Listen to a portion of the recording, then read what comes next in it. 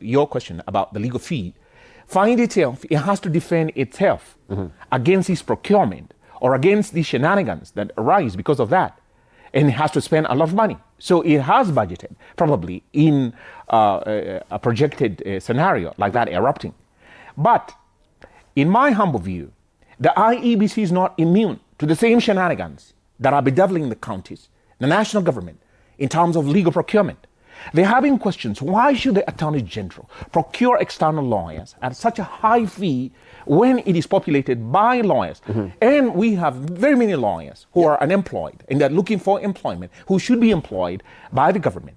And they don't have it. And this is the answer. Some of these lawyers, they're my colleagues, some of these lawyers, they are in cahoots with they who are in government, they who are in the county governments, they who are operating in those entities, and they give a slice. They are told, for instance, we'll pay you 100 million. But out of this 100 million, you will end up with only 20 million. I've never done it. I'm not part of that shenanigan. And then you find that the IEBC or that entity, for instance, will have a huge legal bill. The lawyer actually ends with probably a tiny bit of it. But then you have the corruption gravy train. This goes to the CEO, this goes to the so-and-so, that goes to the so-and-so, it goes to the big man. This is what Meshimo is talking about, the reality. What is the ideal scenario? I'm not going to rehash what he said. The ideal scenario is that. So coming back even to the African continent, which is why I say that they who are in positions of power in Africa, we do not have a bullet train in Africa. You haven't heard of any plan to have a bullet train in Africa.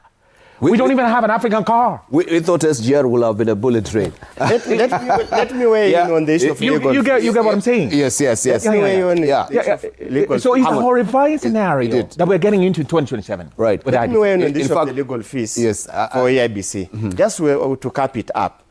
I have continuously asked, how if look at it from a business point of view. Yes. How can you owe me money from 2013 and I still keep on offering you services? Yes.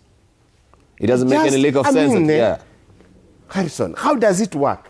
I offered you a service in 2013, you have not paid me. You still have my pending bills. 2017, I offered service, you have not paid me. 2022, I offered you service, you have not paid me. So, and these figures are humongous. 4-point-something billion, they went and negotiated, came to 2.9 billion. Yes. So even if, on what basis was the negotiation undertaken? If I build based on the services offered, so if I have to reduce my fee, so how do I cover my costs? How do I cover my other expenses?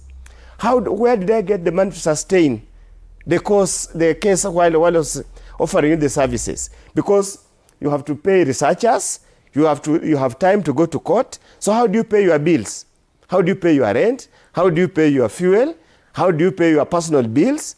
And you have not been paid by whoever you have offered services to. So this is a conversation we must have.